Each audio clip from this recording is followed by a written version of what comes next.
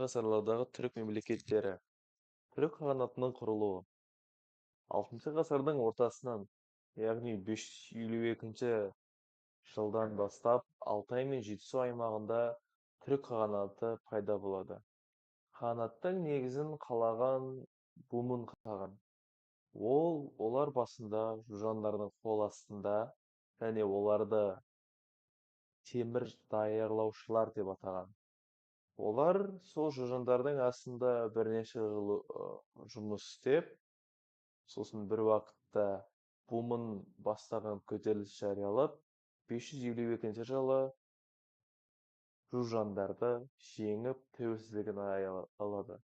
Түрік қағанаты қысқа уақыт ішінде орталық Азиядағы ең қуатты мемлекеттердің біріне айналады. Оның жері Алтайдан Каспийге дейін созылып жатты. Мұқан қаған тұсында мемлекет күшейеді. Ұлы жібек жолының шығыс тармағын бақылап, Қытаймен, Иранмен, Византиямен және тағы да басқа үлкен мемлекеттермен дипломатиялық және сауда қатынастарын орнатады.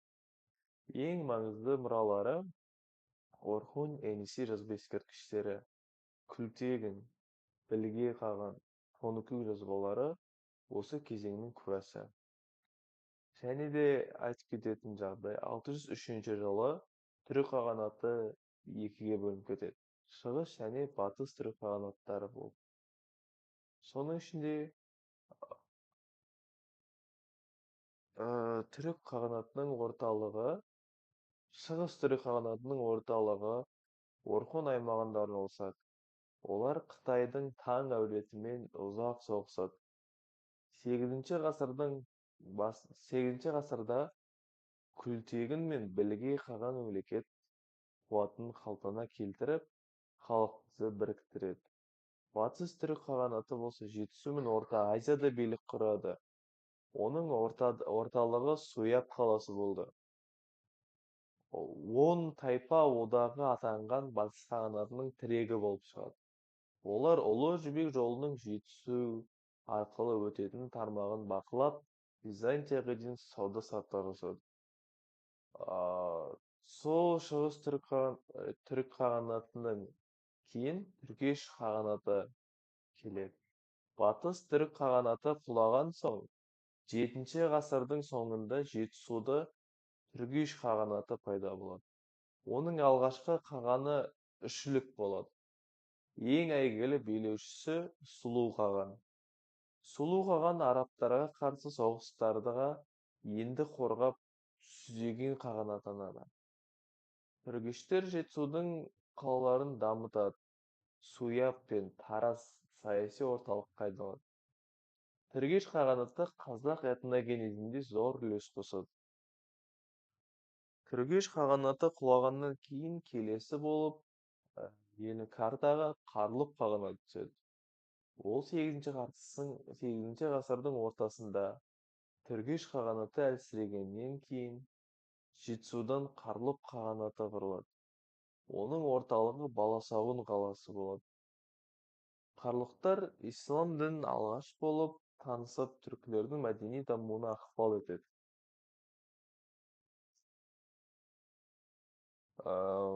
Және оның екі астанасы болады. Бірінші Суяб, екіншісі Күнгіт. Және олардың саяси оқиғаларын айтып кететін болсақ, 723 жылы арабтарға қарсы шайқас болады. Ол жерде олар жеңіліп, 737 жылы Сұлу қаған қаза табады. Сосын 751 жылы Атлах шайқасы болады. Ол жерде арабтар мен қытайлар соғысады. Арабтардың бұл кездегі ең басты мақсаты ислам дінін тарату болып шығады. Бұл Атлах шайқасынан кейін қытайлар Жетісу мен Шығыс Түркістан жеріне кетеді да, арабтар Шашқа қарай шегінеді. Түргештерден кейінгі Қарлұқ қағанатынан кейінгі қағанат ол Оғыз мемлекеті.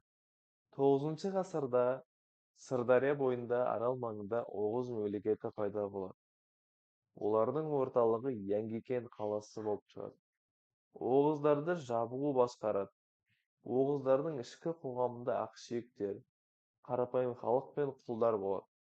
Олар Олар пышақтар мен печенектермен соғысады.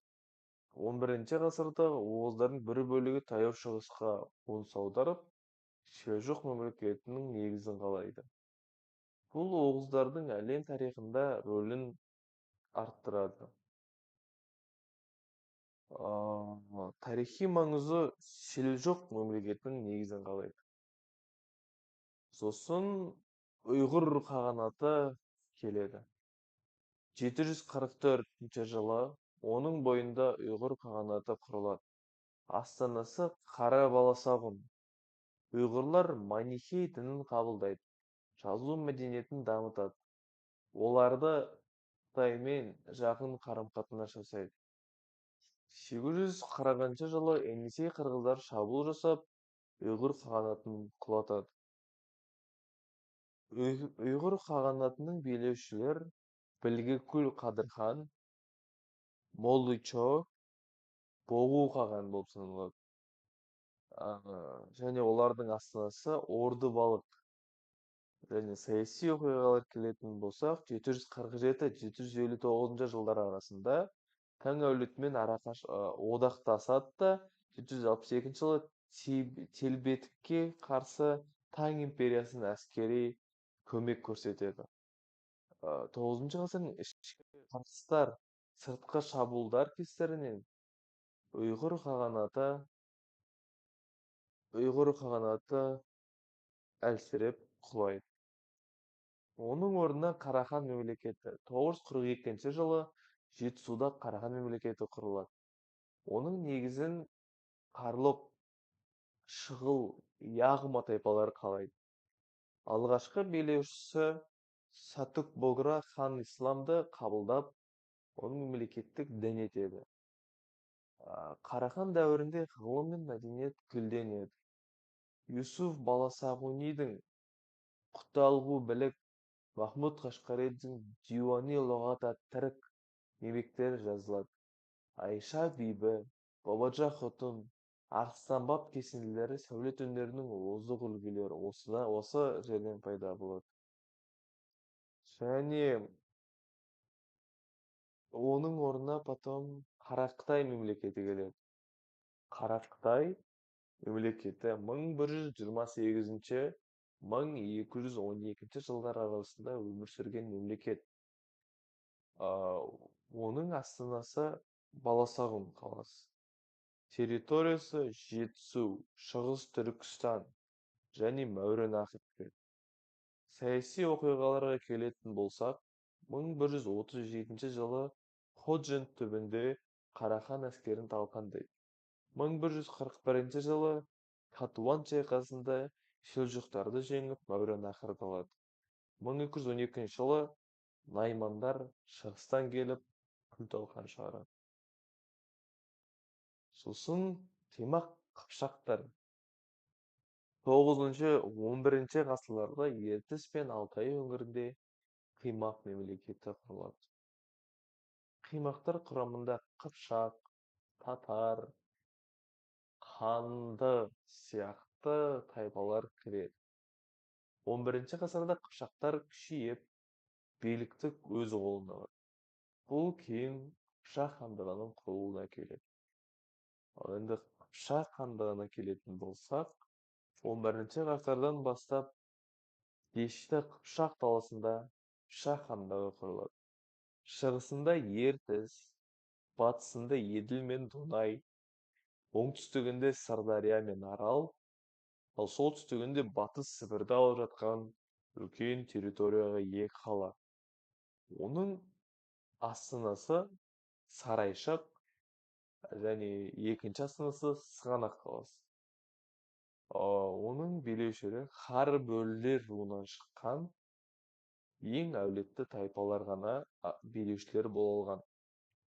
Саяси оқиғаларға келетін болсақ, 11 ғасырдың басында қыпшақтарға оғыздар мен қимақтардың жерін иеленеді.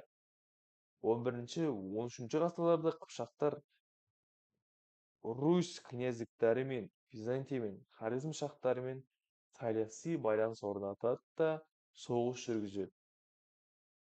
Бұл Қыпшақ хандығының маңызы қыпшақтар Евразия даласындағы ең ірі әскери саяси күш болған. Сосын Қыпшақ хандығынан кейін Хазар мемлекеті. Каспий теңізінің маңында 12-10 ғасырларда Хазар мемлекеті өмір сүреді. Оның астанасы Итил қаласы болды. Хазарлар ұлы жібек жолын бақылап, саудамен пайда тапқан. Ерекше бір ерекшелігі, Хазар билеушілері иудаизмді мемлекет болып саналады. Және бұның ең ерекшелігі, Хазар мемлекеті ең жалғыз түрік елі иудаизм дінін.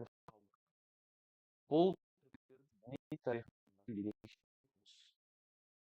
Және де келесі айтатынымыз Найман, Керей, Меркіт мемлекеттері. 12 ғасырда қазіргі Монғолия мен Жетісудан Найман, Керей, Меркіт сияқты ірі тайпалық бірлестіктер пайда болды. Олар Шыңғыс ханның дәуіріне дейін дербес өмір сүрді. Және Шыңғыс ханның саясаты бойынша олар құлдырап, Шыңғыс ханның қол астына кірді. Кейіннен Қазақстан мен Монғолияның рулық бірлестіктерінің құрамына кіріп, сол елдердің рулары болып саналып кетті. Бірақ олардың бір бөлігі қазақ рулық құрамына кіріп, қазақ халқының қалыптасуына үлкен үлес қосты. Қорытындылай келе, 6-12 ғасыр аралығында түркі халықтарын мемлекет құру дәстүрі қалыптасқан дәуір. Түрік қағанаты алғаш ірі мемлекет болса, кейінгі мемлекеттер соның негізін жалғастырды. Ислам діні таралып, мәдениет пен ғылым өркендеді. Әдебиет, сәулет, қолөнер дамыды. Қыпшақ, оғыз, қарлұқ сияқты тайпалар қазақ халқының этникалық негізін қалады. Сондықтан 6-12 ғасырлар тарихын қазақ мемлекетінің бастау кезеңі деп, алтын қазығы деп бағалауға болады.